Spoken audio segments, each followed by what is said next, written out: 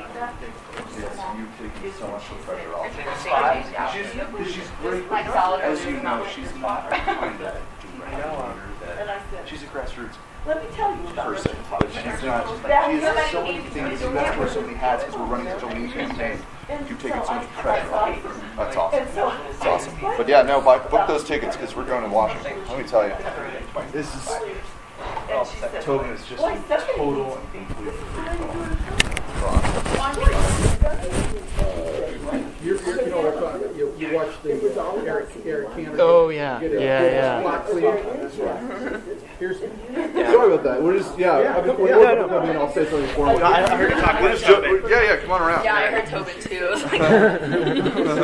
Absolutely. Yeah, so this last week, I had a debate and I found out, we were wondering why Tobin was late. It was a televised debate in Phoenix, so we figured he'd actually show up to something. I know I saw that. That was a very exciting debate. Oh, you watched it? Yeah, no, I watched that one. Did you like it? Yeah, it was riveting.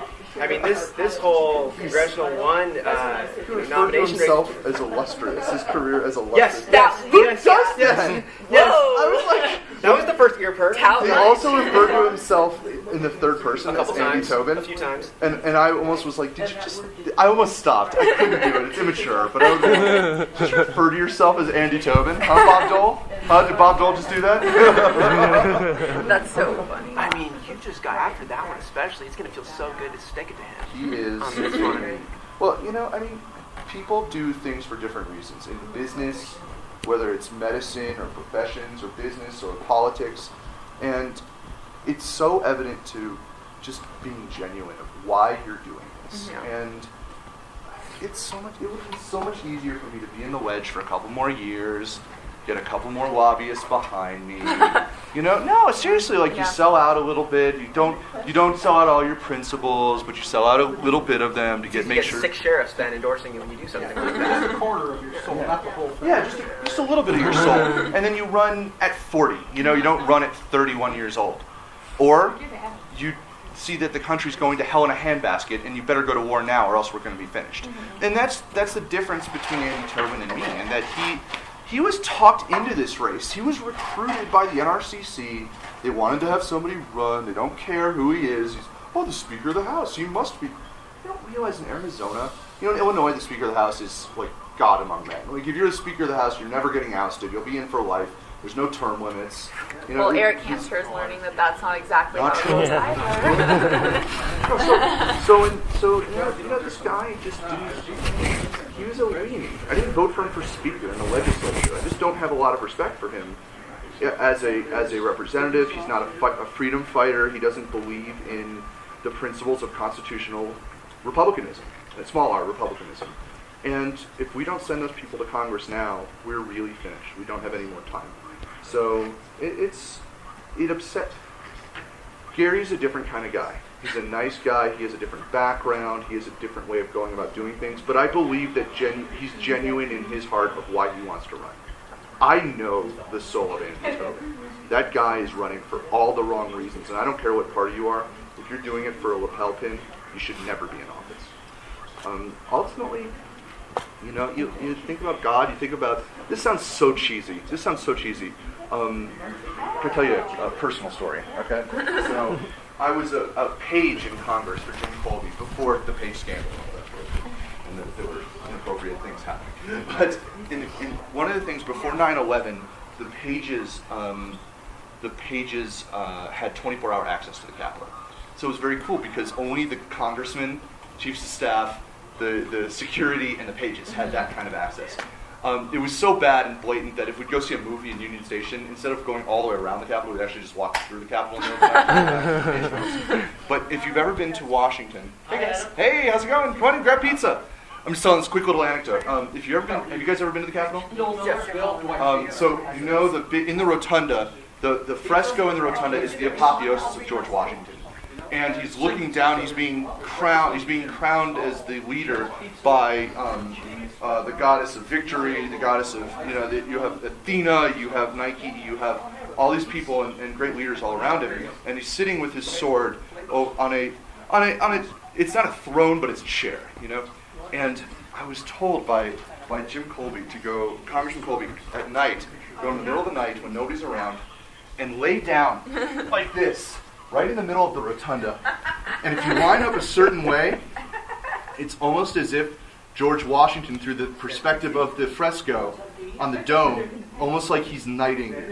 Really? And I'll never forget that moment, because that was it. That was it. Like, there's no going back from being knighted by George Washington in the U.S. Capitol. Right. Even as a In the dark 17-year-old. of night when you in the should dark, be at there. 2 in the morning. It was 2 in the morning when I did this. And it didn't matter what I wanted. At that time, I wanted to be an actor. I actually got a full ride into the Tisch School of Arts at NYU. And you know who I auditioned with, who also got in with me? Andy Samberg, the comedian. Really? Yeah. So Andy and I were friends for many years. So when he got really famous, I stopped being friends with him because I figured the only reason I was friends with him was because he got really famous. And I figured I wouldn't want to be friends with that guy anyway. So he was really nice. But if it happened beforehand, that's a hilarious story. Yeah, it was. I thought it was the two of you going out to lunch together. It would have been real. It was actually really fun. I realized very quickly he was a lot funnier than I am. So I can't be friends with people he like wanted that to either. be. He wanted to be more of a serious actor, and I wanted to be the SNL guy. It was really funny. And he became like the total SNL guy. So I wanted to be an actor, and I was going to go to NYU, and I got in. I got a full scholarship to New York University's and the Tisch School of Arts, very prestigious theater school. And do you know who talked me out of it? Keanu Reeves. I've never met Keanu Reeves. But if Keanu Reeves can make it in acting, it has nothing to do about where you went to school. Because that guy's a terrible actor. And he is very wealthy.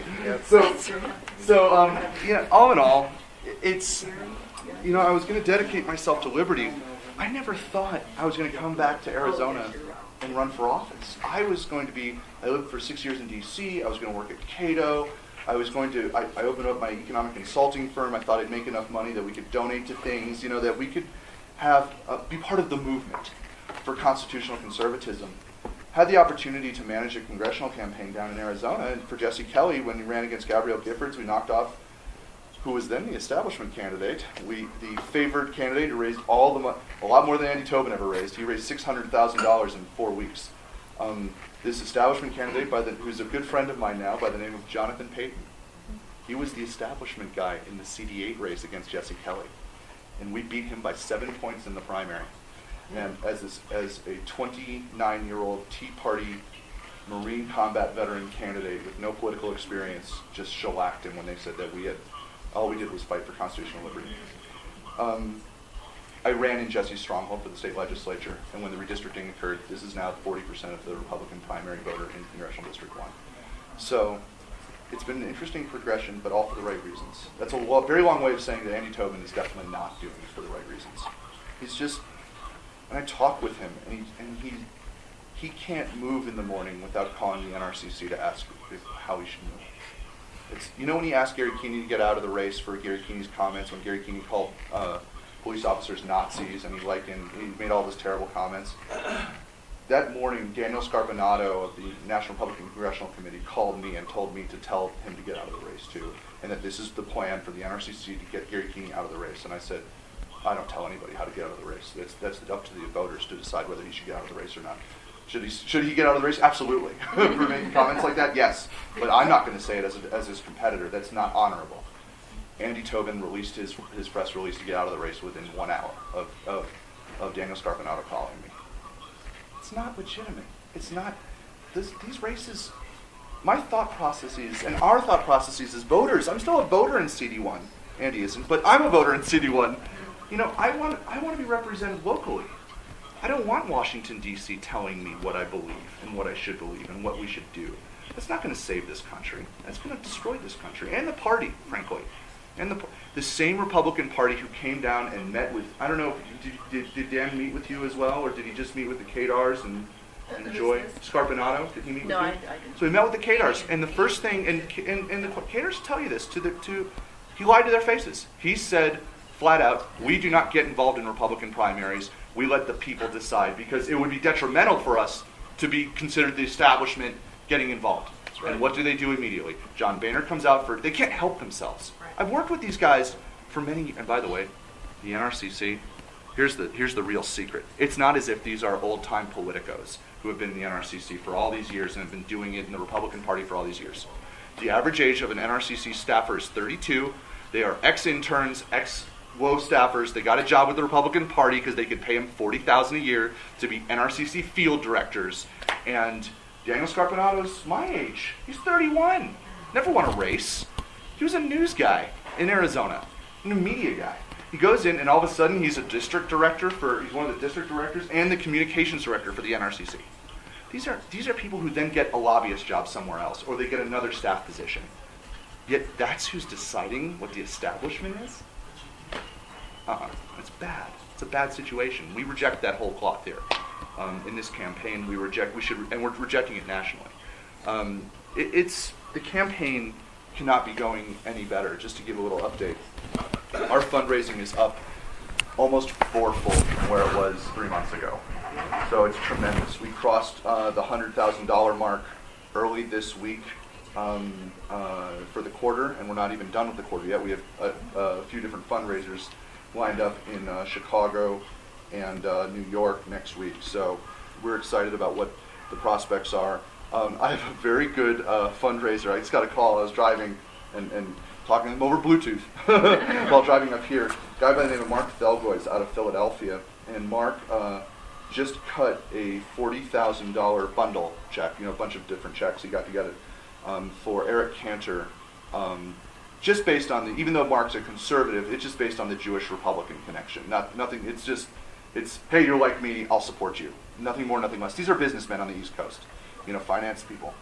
And he's getting his money back, as you probably could tell. And 10,000 of that is going to go into the Kwasman for Congress campaign immediately. So we're figuring on another 50,000 by the end of the quarter, by the end of the month. So having a $150,000 quarter, by far our best quarter out of the entire campaign, that's more than Tobin raised last quarter.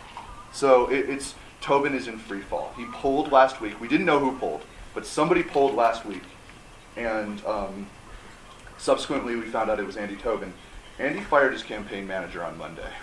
Now, it is not uncommon to go through at least one campaign staffer or even a manager during a congressional campaign, because you grow and grow and grow, and sometimes you either outgrow the manager or you're going in a direction that you don't like to see and you have to shift gears. To do it this late is unheard of. I was talking with Chad Roach, who's the county recorder for Pinal County, and one of the first, and he's a buddy of mine, and he endorsed Tobin, and it upset me so much. But they got highway funds. It was the deal for the HERF funds. So that's why he has all these local endorsements. He made promises for the HERF funds in the legislature. It was a complete log rolling. See, people ask me, well, what are you going to do for me? I said, I'm going to cut government. That's what I'm going to do for you. But Chad Roach said, I'm this close to coming over to your campaign. The wheels are off the cart in the Tobin world. And so, he polled, he didn't release it, and he fired his campaign manager. I have no idea what that poll says, but I promise you, it ain't that he's up 10 points. So we are, the cream is rising to the proverbial top of this campaign. And I have the best volunteers in the world. I really do. I have the best supporters in the world because we're true believers. We believe that if we don't send limited government conservatives to Washington today, we're finished. And there's nothing more to it. Our signs, Pinal County has a different sign code than the rest of counties. It's a 90-day sign code, not a 60-day sign code. So our signs are everywhere in Pinal County down south. There's a 60-day sign code in Pinal County, in Pima County, where I live.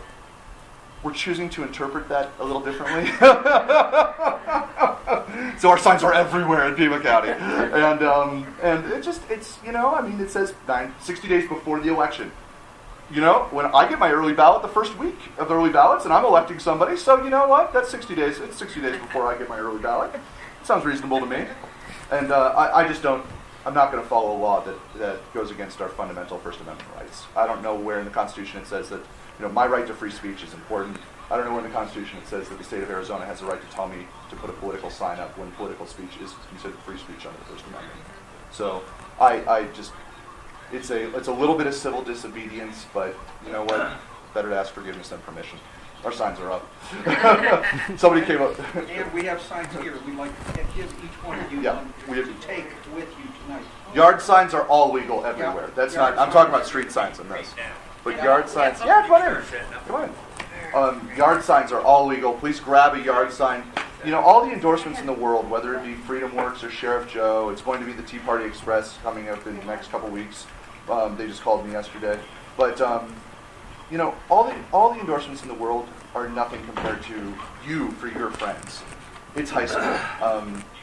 You guys remember in high school, you wear I didn't know this. Backpack. One shoulder or two shoulders? One shoulder. If the coolest kids in school all did two shoulders, would people start doing two shoulders? Yeah. That's exactly right.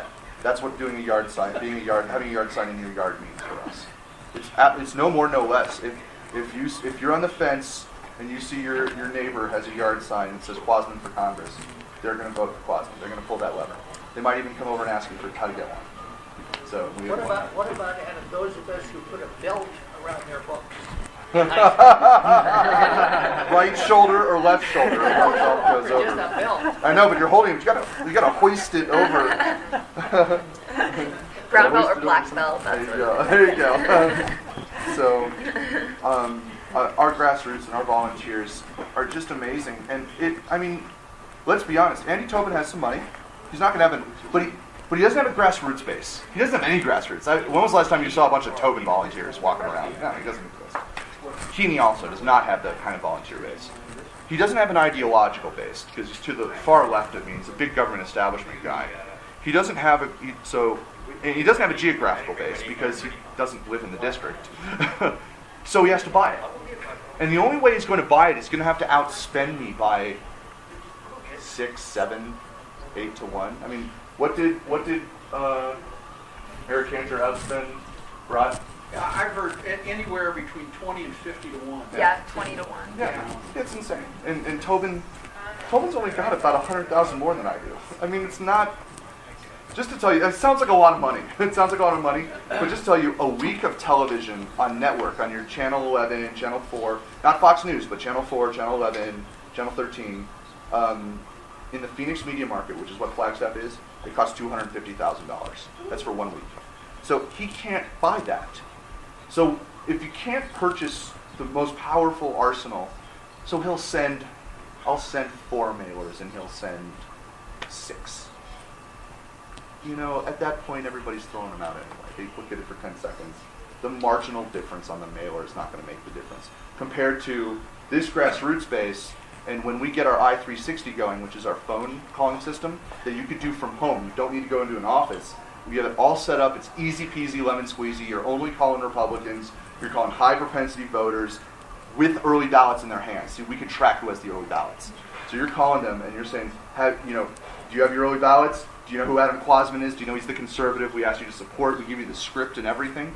Our grassroots army will be able to call every household by the time this was over. So, and in election day ballots, 50% vote early, but on election day, we know where they're going because they're all going to one place, and that's the polls.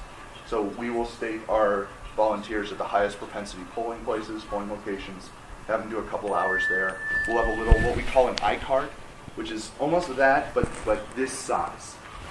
Something that they could just slip into their pocket because you're not allowed to carry material in the polling place, so they could just slip it in the back pocket, or in the front pocket. Say, Adam Kwasman, he's the conservative, pro-life, pro-Second Amendment, endorsed by Sheriff Joe Arpaio. Adam Kwasman, the conservative running for Congressional District 1. Okay, that's the guy. Put it in if you don't know who you're voting for going in. So we do this with math. We win this election with math. We win it with precision. We win it with attitude, and we win it with heart. And that's what we're doing. Yeah. Is there any questions about Adam, that? This is pretty nice and comment formal. about the math side of it. This morning, I was watching one of the Fox morning shows. Gretchen Carlson. She was interviewing David Brett's technical advisor. And does anybody know what the movie or the book called Moneyball? Mm-hmm. The story about the baseball guy, the statistician. They called this guy, this campaign geek, He's 23. Yeah. The campaign guy for David Brat was 23. the Moneyball guy, because I'm listening to him, and this is exactly 8 months ago when Adam said, this is how I'm going to win this district, start telling me about identifying where the voters are. This is exactly what they did, and they showed the modeling they did in the big counties, and he was within 0.2% of the turnout. Yeah. That's how strong the modeling is. It's exactly what Adam's been doing. That's why this is so exciting. Do you have the maps here? Hey, maps. Okay, it's okay. That's all right. Oh, wait a minute. I do have on my phone. I'm not going to dig it. That's okay. We'll just fake it. So you hear this over and over again. This is a rural northern district, right? You've heard this over and over again. It's just a lie. It's false. Geographically, 100% correct, sure. But where the population center is Pima and Pinal counties. Just to give you a little show, what's the largest city in northeastern Arizona? What would be the capital of the White Mountains of Navajo County? You guys know? What's a big city? Name a big city in the White Mountains. Sholo. That's right. Very good. 10 points for Gryffindor. So, I mean, that is the quintessential rural northeast part of the district, right? Capital. And the population of Sholo, Arizona is 10,000 people. The second largest city in the area, Snowflake, Arizona. Whopping 5,000 people total. Do you know, have you ever heard of the city, Arizona City, Arizona? Confusingly, it is not the capital. I'm just kidding. We know it's Phoenix. But Arizona City, Arizona is it's a town, we call it a blinker, like don't blink, you'll miss it. Town in Pima County, or Pinal County on the way to Phoenix. Okay? Eloy, you ever heard of Eloy, Arizona? Okay. Another one. It's just nothing. Like you go for crystal meth and tacos. Like that's what these are bad areas. These are dangerous areas. Or skydiving for George Bush. Right? Skydiving in Eloy. Yeah. Great people there, but the town itself is dangerous, gang-ridden, methamphetamine addicted. These are bad places. We've really tried to help actually as a campaign to the staffers. We always do some community service work down there too, because we want to be able to build the community and grow their communities in a safe way as state representatives there too. So, Eloy, Arizona, or Arizona City, population 11,000 people. Eloy, Arizona, population 12,000 people. Guys, this is not a northeast district, especially where the Republicans live. They all live down south. So the fear that you all should have as voters is the fear that I'm about to allay, and that is, oh crap, it's a southern district. We're never going to see Adam Kwasman. The winner's got to come out of the south. We're never going to see Kwasman. It's just not true. You will see me a lot. I will not. Just as my district right now in the state goes from the city of Maricopa to Oro Valley, and I don't forsake Maricopa on the northern tip, which is 2 hours away from my house, I will not forsake them, and I will not forsake you. That is a promise. And if I do, boot me. No, seriously, if I'm not doing my job, boot me. So it's the population centers, though, are all down south. And if you see what we're able to do grassroots-wise in my home base, it's amazing. Andy Tobin is persona non grata. He's not even challenging me down south. Doesn't show up. We had an event, confusingly they're called the Northwest Conservatives, but it's Northwest Pima County. So, standing room only event, meet the candidates. Attorney General Tom Horne was there. Secretary of State Ken Bennett was there. Doug Ducey was there. Christine Jones was supposed to go but had car trouble. 3 treasurers candidates were there. All the statewide. So this was not like a small little meet and greet. Standing room only. Gary Keeney, of course, was there. Andy Tobin does not bother to show up nor send a volunteer. It's something that I've been in politics for many years now. I've never seen this before. I've never seen somebody just not run for office. If you do that, you have to be raising a boatload of money, and he's not doing that either. He's going to lose. And everybody in Phoenix is going to be shocked, and nobody in this district should be shocked because you have not seen him. Is he the only candidate running against me? This guy, Gary Keeney, is a rancher who's running. He's a self-funder. He's from Eager, Arizona, which is near Springerville in Apache County. He's a nice guy. He ran for town council in Springerville and then lost. And so he's doing the natural thing, which is running for Congress. So.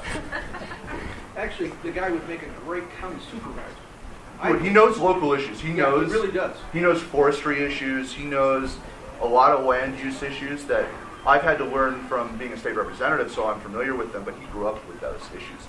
But he's very, he makes some outrageous comments, which is a lot of the problem. It's a big problem when you're running for office, that you have a microphone in front of you all the time, and that is, you cannot say that 99% of mass shootings were caused by Democrats. You can't say that 11 million illegals came, there aren't 11 million Vietnamese illegals after the Vietnam War because they can't swim as far. You can't say that cops were acting like Nazis. That gets you into big trouble, and it made national news. So he does not have a Does Tobin chance. have LDS support? No, he's a Knights of Columbus Catholic. The LDS, big LDS community comes out of the big, I guess the epicenter of the LDS community in the Northeast, which is where most LDS are located in this district. Most live is Sylvia Allen. And Sylvia Tenney Allen is a big name in that area. She's a supervisor and a former state senator. And Chester Crandall, who used to serve with Sylvia Allen. And Chester loves me, and Sylvia has openly endorsed me last week. So the LDS support is going Kwasman's way. The three faiths that are represented, I say oddly, because it is odd that there's no evangelical Christian running for office in a Republican primary. Usually you'll get at least one nationwide. Tobin's a Catholic, Knights of Columbus Catholic, I'm Jewish, and Keaty is a non-practicing Lutheran.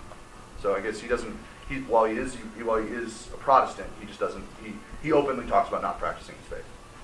So. By the way, Sylvia Allen is also the CD1 member at large for the center of the district. There are 3 CD1 members. Rich Mahalik, president of the Flagstaff Tea Party, is up here. Sylvia is in the center, Payson, Snowflake Grove, and then there's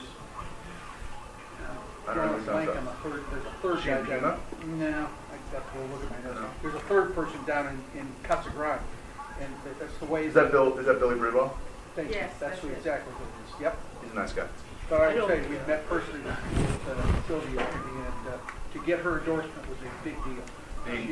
She really waited until the last. She couldn't take it anymore. Yeah, she really has a lot of following in the center part of this district because the district is so large. Navajo, Graham, Greenlee, and Gila County used to be her territory.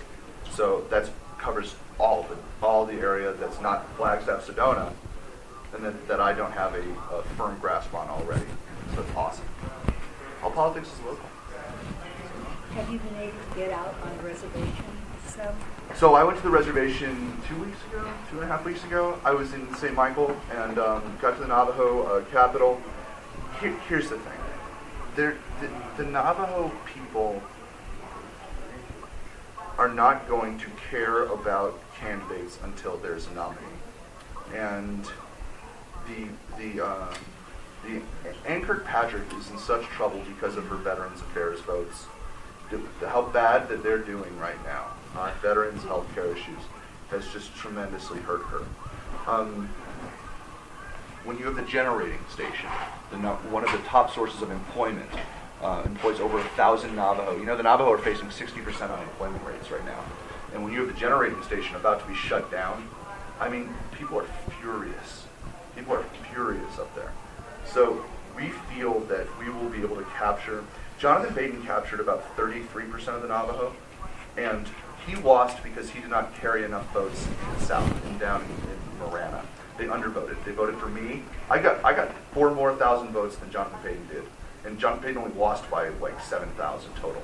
So they voted for me for state rep, but they didn't vote for, and they voted for Romney, but they didn't vote for Jonathan. It made no sense to me. It's because he was never there. He was never down in Marana. He was an Eastside Tucsonan candidate, state senator, so he never represented Marana, and he just kind of moved into the district and then figured because they're Republican, they'd vote for him. We run like we are 30 points behind all the time. So I make sure that we double and triple check our areas, our strongholds. But the Navajo will be an important part to victory, but they will not be the key. There are two tremendously false narratives about CD1 and why we lost last year. One is that the Libertarians split the vote. It's just a false statement. While, yes, it's a true statement, but not indicative of the reason why we lost. Gosar won with the Libertarian on the ballot. Libertarian got the same amount. Rick Renzi won with the Libertarian on the ballot. Libertarian got 6% also, same amount. Peyton lost when the Libertarian got 6%. And the other one is the reservation, where he did fine up north. He actually did as well as Gosar did. He won the South. He just didn't win it by enough. You can't win Pima County 52-48. You've got to win it 56, 57. I mean, he won Pinal County 51-49, where the closest county-wide number was like 54, 46. I mean, he just didn't campaign well. And he's a good friend of mine. So everything I'm telling you right now, he has admitted to me. So, my dad's his doc. Family doc. So, you know, a lot of this is, you know, they say 90% of life is just showing up. It's showing up. Do you feel like you're getting a fair shake from the Arizona Republic or the Tucson newspapers? Are they... CD1 is not getting a fair shake from the Arizona Republic or the CD1 or the newspapers. The mainstream media is one thing. These Arizona media is lazy. They are some of the laziest reporters. I'll give you an example on the Democrat side today. There's a Democrat race in a district that cannot be won by Republicans. It was Ed Pastor's district in the south side of Phoenix. CD7. Ruben Gallego, Democrat, versus Mary Rose Wilcox, Democrat. Ruben Gallego changed his name legally to Gallego about 10 years ago, 8 years ago. His dad was a terrible human being, a criminal, and he went to the Marines, served in the Marines, went to Harvard, came back, and said, I'm going to take my mom's name, because I want to have a pride in my family, but not this man, while his dad went to jail. Mary Rose Wilcox sued Ruben Gallego last night for illegally putting Ruben Gallego on the ballot instead of his birth name. Without calling the Gallego campaign, without doing any due diligence, it would have cost $2 on a DMV check. $2. That's how much the fee is on Service Arizona to check when and if he legally changed his name. They just ran with the story, saying Wilcox sues Gallego over falsification of name. Now, they're going to have to do a retract, they're going to have to do a fixing, they're going to have to do the whole thing. Take the time to do your due diligence. Don't just go with the story. So CD1 is a similar way, but we could play them like fiddles. And what we do is, I'll give you an example. Do you support the DREAM Act? Was a question that the news gave me. Fox News, not Fox News, what we think about, but Fox 10 News in Phoenix asked me. My answer to do I support the DREAM Act is, I oppose amnesty, and I've been endorsed by Sheriff Joe Arpaio. Now, that does not answer the question about the DREAM Act. Even though I'm against the DREAM Act, it's irrelevant. I don't want them talking about the DREAM Act for me. When they quote me, they will say, Kwasman, who's been endorsed by Sheriff Joe Arpaio and says he's 100% against amnesty, does 1, 2, 3, 4, and 5. So you give them talking points, and you play with them like a cat and a mouse game, and you don't give them a 10-minute answer like I'm giving you right now. You give them a 2-sentence, or preferably a 1-sentence answer, so they have to print it. And that is just campaign management, if you will, and discipline of your message.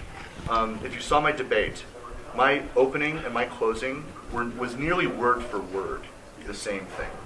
And it's because we want to ingrain in the voter, we want people to know pro-life, pro-Second Amendment, endorsed by Sheriff Joe Arpaio, endorsed by Freedom Works, named #1 in Arizona by Americans for Prosperity. That's where we get those 5 things, because then they have to vote for me. So it's just discipline and being available. I answer every question. Have you sensed any anti-Semitic threat? Only from the libertarians in the Northeast. There's a tinge. They couch it in Ron Paul language, but the thing is, I used to work at Cato, and I voted for Ron Paul in 2008 in the primary. Now, I'm not a non-interventionist, and I'm not a Ron Paulite. I think I've grown politically since then, but I was just so furious with what was happening, and I was going through a libertarian streak of mine. And I still am like pseudo, when it comes to domestic policy, I'm pretty, I'm as free market as it gets, limited constitutionalist as it gets. We just can't recede from the world because there's bad guys out there and they will destroy us. They will come and they will take ground if we give it to them. Yeah. That doesn't mean we go to war with everybody. I don't want to go to war with everybody, but look what's happened when we have this weird middle ground foreign policy where we're ceding ground and all of a sudden Iraq is now in the hands of Al-Qaeda, Eastern Europe's in the hands of Russia, the Iranians are going to get a nuclear bomb. I mean, I'm not saying we go to war with any of these countries, but like you have to be able to show economic strength and have the intestinal fortitude to be able to stand up to these maniacs, or else they will destroy us. They don't think in a rational way. They think very, very much about power and who has it. Now, people ask me where I stand on Israel, and I'm just an unabashed Zionist. It's just who I am. It comes from my Jewish faith, but also just being an American. We don't let the only democracy in the Middle East fall by the wayside by maniacs who want to destroy us. And if they get Israel, they will get it if they can. There's nowhere else for my people to go. The Nazi Party did not take power in a coup. The Nazi Party was elected. And anybody who says that things like this can't happen again need to look no further than Donetsk in the Ukraine, when as soon as the Russians took power, they walked around with flyers and said Jews have to register, or else get out. They did this 3 months ago. We cannot let the hands of the forces of darkness take any more power. And it does not mean we have to go to war. If we go to war, by the way, go to war. I'm all for going to war if we need to. None of this rules of engagement stuff where we can't engage and fire upon people. Until you're fired upon, you can't engage at night, you can't, come on. Prisoner exchanges with terrorists to get people who went AWOL? This country's falling apart. Illegal aliens being dropped off in Arizona's borders. Jay Johnson is the department. I guarantee you most people don't even know in America who Jay Johnson is, let alone be able to, they think, at least they knew who Jen Napolitano is, but they don't realize that there's a new person in charge of the Homeland Security Department. He needs to be impeached immediately. Where are the hearings? I texted David Schweikert. I mean, I consider David Schweikert a mentor of mine. He's a great congressman from Arizona, staunch conservative. Why hasn't he called for hearings, impeachment hearings, or at least investigations, House investigations over Department of Homeland Security? They control ICE. Why are they doing this to Arizona? Where are Arizona congressmen standing up against this? Don't write an op-ed. Call for a hearing. You're a congressman. That's the power you have. Cut all funds to the Department of Homeland Security until they get their illegal aliens out of our state. Or else what do we do? How is your relationship with Kwasman? Great guy, like him a lot, he likes me a lot, and he hates Andy Tobin. Well, Gosar, Tobin very famously attacked Gosar for not living in the district when he ran for CD4, and now Tobin doesn't live in the district running that for was CD1. my question. if I didn't miss your answer to it. How can he be running in CD1 if he doesn't live here? In the United States Constitution, you just need to be a citizen of the state that you live in. You could run for Congress in Scottsdale right now. Doesn't mean you should. If you were running for state office, he couldn't do it. But under the federal office, under the Constitution of the United States, you can do it. Problem is he can't vote for himself in primary. Really funny comment I heard in the South that said, "I'll consider voting for Andy Tobin the day he can vote for himself." It's arrogance, guys. We joke about it, but this chalks up to the same thing. This is establishment arrogance. They should have the power over us. They should lord over us. Well, it tells you what they think about CD1. They don't respect us as they don't care about conservatives. They don't care about Arizonans. They don't care about anything. They just want power. So they go to their. You know what Tobin's going to next week? he's got his little chamber event where he gets an award. He's getting the Legacy Leadership Award for all his great work for the chamber, because he wrote his own Obamacare bill, supported Common Core, and he supports the legal status for Now, he employees. says that's not true. What, he didn't write his own Obamacare bill? Yeah. Yeah. So, okay, I'm going to do a simple Google search. Andy Tobin wrote own bill to expand Obamacare. Hold on a second. Please bear with me. He's just a liar. I'll say it.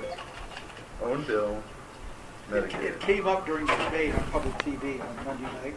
I did get to see part of that. My And- son called to say, the debate's on we TV. actually recorded it, and I Yeah. think Adam's going to get a clip. But Andy was on his heels the entire time, trying to defend these kinds of things, and it's not defendable. He's talking about him being conservative. The guy is just not conservative. So the Verde Independent is the newspaper of record in Navajo County and most of northeastern Arizona. Tobin has own bill to expand Medicaid. Interview with Andy Tobin. Now, he went on television and said I was lying. That sounds like... Calling the governor's proposal unacceptable and politically dead at the legislature, House Speaker Andy Tobin unveiled his own new plan Tuesday to expand Medicaid. One would give Arizona voters the final say. Blah, blah, blah, blah, blah. Tobin's plan puts far more strings on and doubles the hospital tax that Governor Brewer's plan has. This includes giving authority to size the levy to the legislative committee as Brewer wants, her appointed head of the state Medicaid program. Wow. The guy just lied. Why would I make an outrageous comment like that if it was just a bald-faced lie? I wouldn't. If you're going to attack an opponent, you better darn well have your facts straight. You know, he says he didn't vote for Common Core.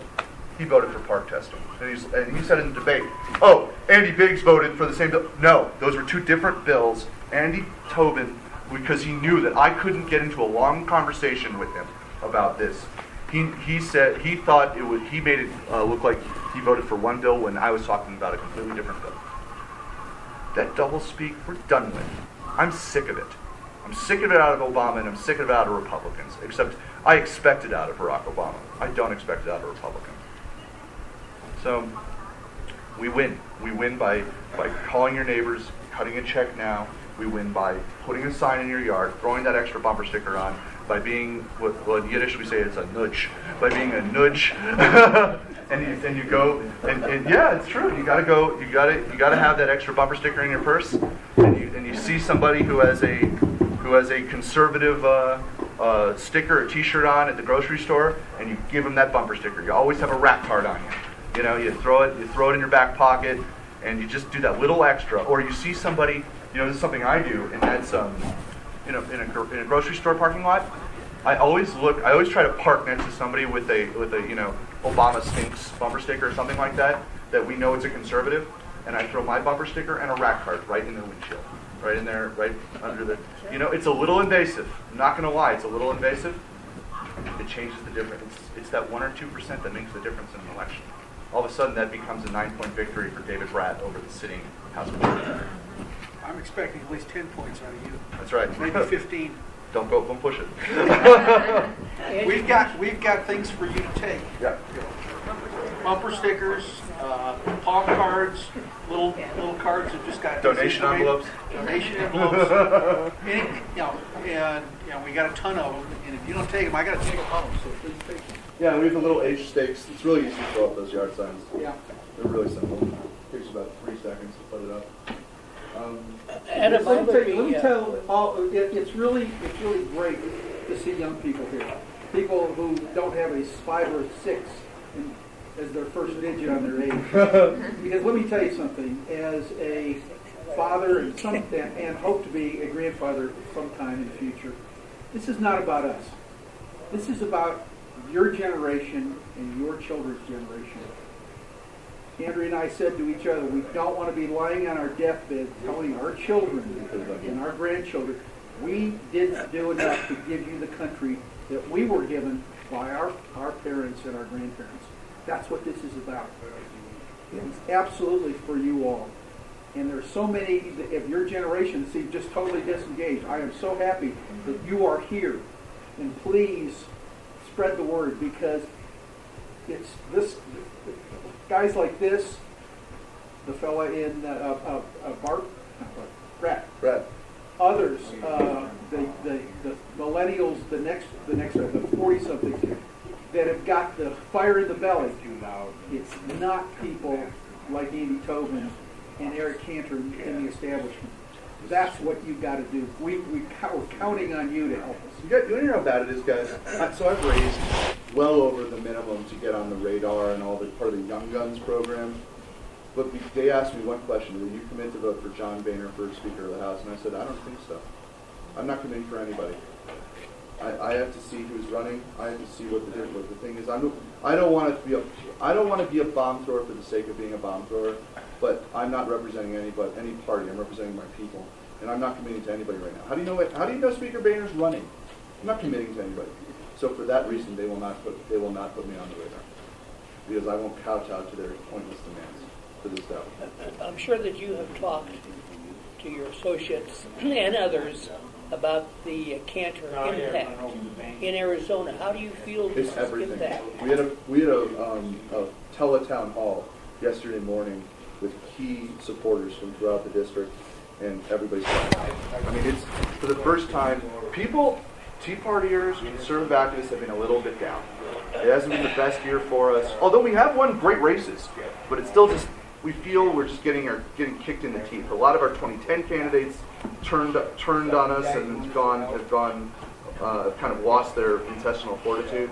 2012 we lost. People are a little down. They're still going to vote, but they were down. Now that Cantor lost, people said, "Oh, we're back, baby. We're fired up. We're ready to roll." The emails I've been getting, the little $14 donations I've been getting. I mean, it's just every time you get a little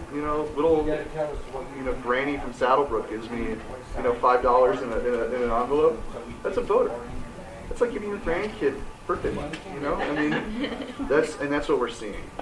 We had standing room only in Saddlebrook, which is a retirement community in the Tucson area, last night, and I said, just out of curiosity, I want to know what you guys think about the Cantor loss. And the crowd went nuts. Those are retirees. Those are people who we call them mandatory early voters because we're not sure they're going to make it.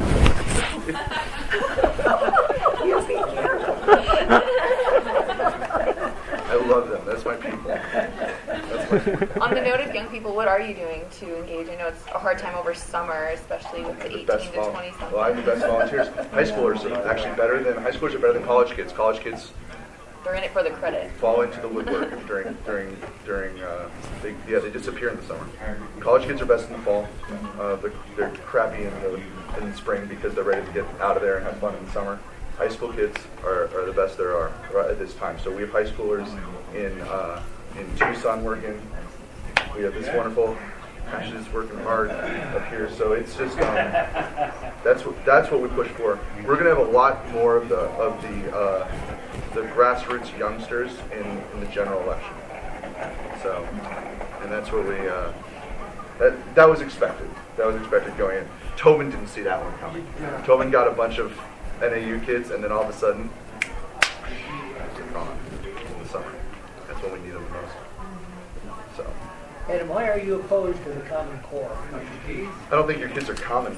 I don't think a top-down educational approach is the way to have education, whether it was No Child Left Behind or the Common Core. When I was in the Appropriations Committee, we were talking about how much it would cost the state of Arizona. They said somewhere between $750 million and I don't know what. That was from the nonpartisan Joint Legislative Budget Committee. Whenever somebody says that to me and says $750 million and I don't know, it's a lot closer to I don't know. And it's going to bankrupt Arizona. It's another one of these big government schemes to you do this, you draw down money. You do this, you draw. They're drug pushers. Feds are drug pushers. And then curriculum. The curriculum is big government to the core. It's rotten. They teach a collectivist approach. They don't teach founding ideals.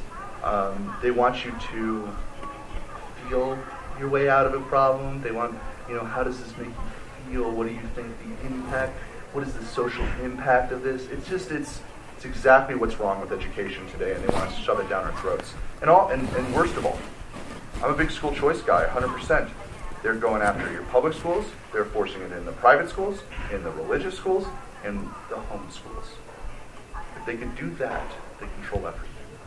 The whole point of the homeschool movement, was parents who didn't trust public schools and couldn't afford private schools.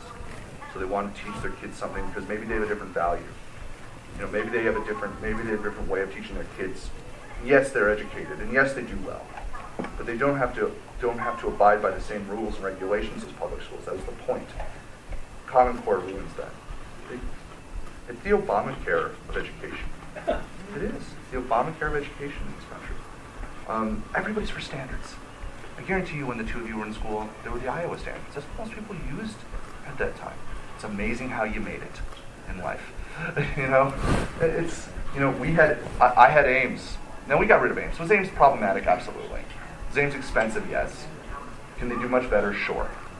But, I had Ames. I could read and write. It's amazing how I got by before the Common Core. It's also a boondoggle. And you smell a rat as soon as you start peeling off the layers of that onion. Wow, that was two metaphors, both bad. The people who are pushing Common Core are the sales companies of the books and the products that you have to buy for Common Core. That's who are the biggest lobbyists for the Common Core. It's a boondoggle. And that's why, so Arizona just pulled out of the park, not the testing, they pulled out of the association so that then Park could make an official bid. They did this at the 11th hour. Park's like, oh, we're no longer part of that association. Now we're free to make our bids for them to adopt Park. Scheme. It's a scheme. It'd be illegal in every other place except for government. We can do better. We can do I'm a much better. veteran of the Korean War. How would you improve my access to the VA medical program? I would do what I would like to do for any kid in a poor area. You should have a card, and it should be your full medical coverage based on the service that you had, and thank you for that service. And you should be able to choose your doctor, choose your hospital, have the opportunity to use the VA hospital, but also have an opportunity to use a specialized care and have it all go through the Veterans Affairs healthcare payment system. See, they should hit the payment side of it and not the supply part of it. So it's almost like school choice. You could use a public school, you could use a private school, a parochial school. But so, for example, I'm very familiar, based on people who are very close to me, with unfortunately people close to me with leukemia and other forms of cancer. Okay, and everybody's okay. Don't worry. My friends are doing just fine. But it's because they have the University of Arizona Cancer Center available for them. Mayo is not the place for leukemia and lymphoma. U of A Cancer Center is. Why should they be stuck going to the VA when they have the U of A right there? Put you in inferior medicine if you can't go there. So you should have your opportunity to have that choice. Why wouldn't you want choice? By the way, that drives down the cost for everybody. You increase the market, you drive down costs, you increase quality, and still have the VA hospital available to you. It also gets rid of the Do you have line. any idea what that would cost? Give all veterans access to anything they wanted? You're already giving them access. But you're killing them off by creating a line. You're still paying for it. We're still paying for it. I think it would cost less in the long run. The House just passed a bipartisan bill. But think about this: it is cost less per pupil. Excuse me. It costs less per pupil in poorer areas in Arizona that are fully vouchered. So you have your education savings accounts now for places that make if you qualify if a not a district, a zip code. If a zip code qualifies as a median income for free and reduced lunches, I think it's a family of four, about $40,000 a year. So everybody in that family now qualifies for. Every child now qualifies for an education savings account, which is essentially a voucher to go to any school you want. We were paying $9,000 roughly, give or take, a year for a kid sending them all to public school. We're paying now $8,700 to give them the ESA voucher. That we've lowered the cost and increased choices. I think it would be the same with the VA. But you know what? I'll even go so far as to say this: even if it's a little bit more, we owe it to you. If there's one thing to spend money on that's constitutional, that's what you're supposed to be doing, is taking care of your veterans. Spoken like a true politician. No, it's real. See, here in Washington, they vote, Congress votes 99.9%, oh yes, give all veterans a card, a wonderful idea, but they don't appropriate any money. No money appropriated. How are they going to implement it? Well, just because they didn't do it right doesn't mean the idea is bad. So how about this one? Let's start with Department. Okay, here's where we can find money. Department of Education at the federal level can be abolished tomorrow. Abolish it tomorrow. It's not constitutional. It's not in the system. It's not. Oh yeah, get pizza. Go ahead, get pizza if you want pizza. It's not constitutional. We have it in Arizona, so it's duplicatory and over-regulatory. Take 100% of that money and put it right to the Veterans Affairs. That would fund it. Yeah. Get rid of the EPA. We don't need an EPA. It's unconstitutional. We have an Arizona Department of Environmental Quality. Nobody wants poisoned rivers. Nobody wants poisoned streams. When it comes to interstate areas, it's amazing how contract law has survived without a Department of Contracts in Arizona, or in the United States. How does contract law in America work? The United States put a revised statute of standards on. You can adopt it or you don't. Every state has adopted the right to the same standards. That's how you have Arizona's contracts are okay with Texas contracts. Do the same thing with environmental protection with certain standards for interstate tributaries and rivers. Got rid of the EPA. Fund your veterans. Don't go to war with everybody. Fund your veterans. Oh, that one. It's true. Don't go to war with everybody.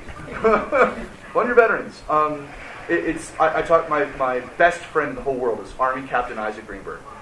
West Point, 2 tours in Afghanistan. Combat veteran. Now stationed in the best station of all time. He's at Schofield in Hawaii. So he gets up and sees the beach every morning and then goes to work. He deserves it after 2 tours. So he was telling me, I said, all right, he's military intelligence. And he said, Adam, I don't understand why they have 25,000 troops in Afghanistan. Have 0. If you're going to do 25, you might as well just do 0. It's not enough to defend the bases. I mean, just pay for Blackwater or whatever it is now to defend your bases, subcontract your base defense, train some folks in the United States, have them fly over the United States, train them here, pay for the flight. If you're training your officers, pay for them to come here. It's still a lot cheaper. And take all that money and go right into either Veterans Affairs or right into savings, cost savings. It's the misappropriation is disgusting in this country. $25 billion last year. $25 billion in Afghanistan and Iraq. You're telling me we can't cut some funds over there?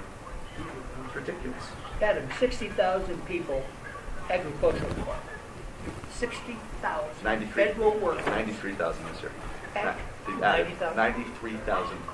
That's almost 1 worker per farm per crying out. No, it's a lot more. It's a lot more. There were 24 million farms when the Ag Department started with 300,000 people. Okay, I'm sorry. 30,000 people, 11 million farms. One more time. Ready? 30,000 people, 24 million farms. That's the correct one. 24 million farmers, and 30,000 staffers at the feds. There are now 4 million farm employees in this country. 4 million. That's it. Farming in this country is not. Small farms barely exist anymore. 98% of farming in this country are done by major corporations with automation. So, 4 million farm workers in this country, 93,000 federal agents. But the Department of Agriculture has become a tremendous redistribution of wealth. It's a huge food stamp boondoggle. Redistribution, like most things, block grant things to the states, but the states deal with it. I know what's best for Arizona in the state legislature. The federal government does not know what's best for Arizona. So it's another thing. Get rid of it entirely. Department of Agriculture should go away. Should go away entirely. It's not, and by the way, when we talk, it's not radical because you're just empowering states. That's all we're doing. It's not like we're not having any Department of Agriculture. We're having a Department of Agriculture. Arizona's Department of Agriculture. Oh, yeah. So, consolidation. Not eradication of departments, consolidation of departments. So you don't have overlapping. Well, it's a wonderful dream. Well, it better become a reality soon or else we're finished. I mean, that's it. And the only way we're going to do it, I mean, think about it. Would David Schweikert vote for consolidation? Yes. Would Paul Gosar vote for consolidation? Yes. Will Matt Salmon? Absolutely. Would Ted Cruz? Yes. Rand Paul? Yes. Mike Lee? Yes. So we're taking ground. There are good people there. We just need to send more. But I don't believe for 1 second that they say it's an impossible dream, because on the left, they said single-payer health care was impossible after Hillary care. They'll get there. If we don't send the right people up there, Obamacare will collapse into single-payer. It was built that way. So they don't get their dreams without us getting our dreams. I'm done with them. I'm done with them taking ground. We better take ground or else give it up. Or else we're all just go galt and we walk away and we all move to New Zealand because there's great fishing, good wine, and great lamb. I mean, it's and then learn Chinese because they're much right. closer to China. I'm not willing to give it up yet. I'm not giving up the dream. Is it immediate? No. But it took them 100 years to destroy this country through the progressive movement. It'll take us 100 years to take it back, but it starts with year one. Has to. You just leave this country a little bit better than than you came in. Ronald Reagan. It was impossible to break the Soviet Union. It was impossible in the late 70s. We had to get used to living with them, and we had to get used to out of control hyperinflation, and we had to get used to out of control interest rates.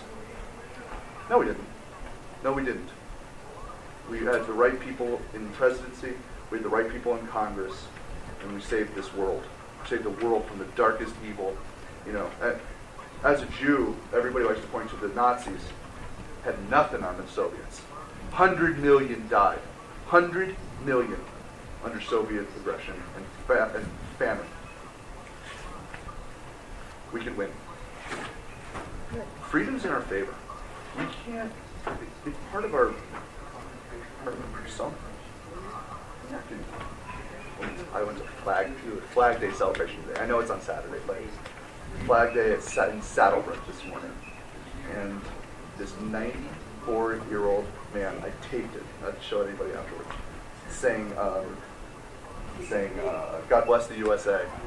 And they brought in all the flags from the history of the United States, from the Appeal to Heaven pine tree flag, to the Gadsden, to the Betsy Ross flag, to the flag that flew over Fort McHenry, to the modern American flag. And if we don't get that patriotism back, the one we get at Boy Scout camp, the one we get at summer camp, the one your dad or your grandpa or your uncle taught you, we're finished. But, I just reread Atlas Shrugged, and I'm not going golf just yet. I'm still Dagny Taggart. I'm going to fight this thing until the bitter end. We say we fight until hell freezes over, and then we fight him on the ice. That's right. And, well, we're with you. Yes, we are. I promise you guys, I won't let you down. I'm not going up. I lived in D.C. for 6 years. I know where all the good cheeseburgers are in pizza places, all right? My good friends are there, all from college. My entire clique from college all moved to Washington. So I don't need to hang out with lobbyists. I want to see my friends and family when I'm up there. We told him if he gets seduced by the dark side when he gets there, we're going to do everything in our power to make him a one-term rep. Yeah, absolutely.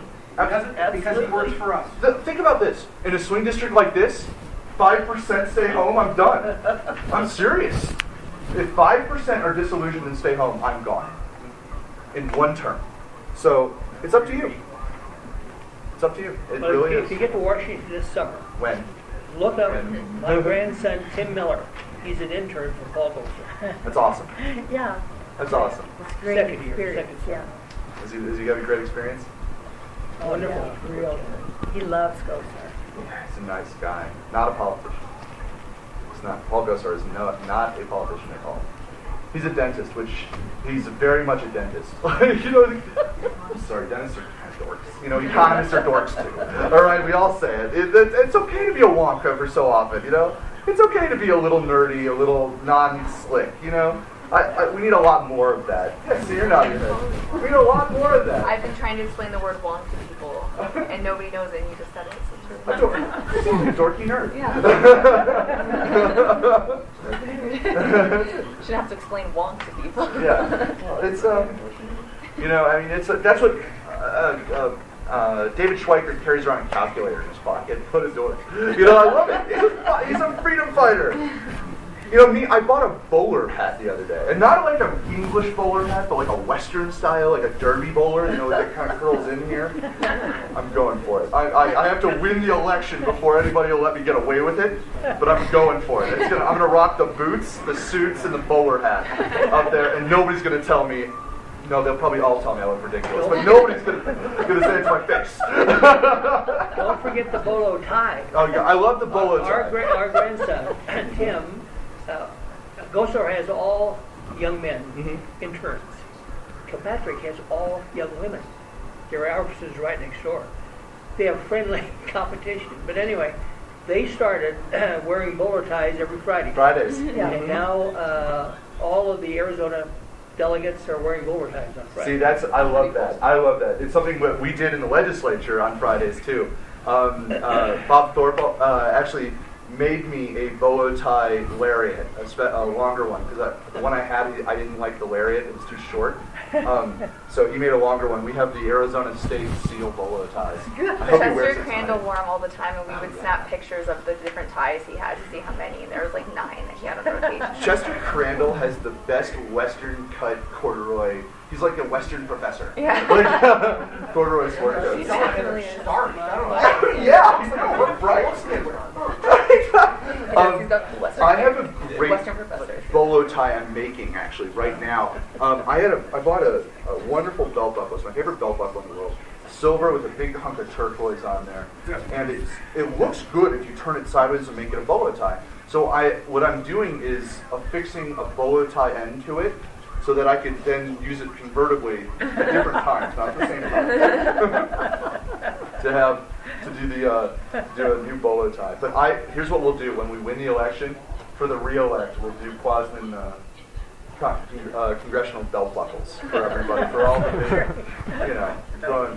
That's a cool club to be in. I see it'll look like Alan. Thank you guys for coming. I had to turn in my Texas one. Never. It just flipped it backwards. I have got 3 of these left. And I have some in the car if you want more. I actually have more. Ashley, you need one? Yeah, I have more. But guys, thank you. This was a lot more informal than I thought it was going to be. But thank you for. This is how it should be. It should be just sitting around. Oh, we'll get there tonight. You'll get there. Don't worry. Yeah, but I think you got at least. I can't. I'll take a card. 10 votes. That's right. And you know what? It's at 4:30 in the afternoon. People have jobs. Yard sign? Okay, Obama's going to try to there's no prevent address that. on here. If we want I'll be right back donations, with more buddies. Okay, I have a question.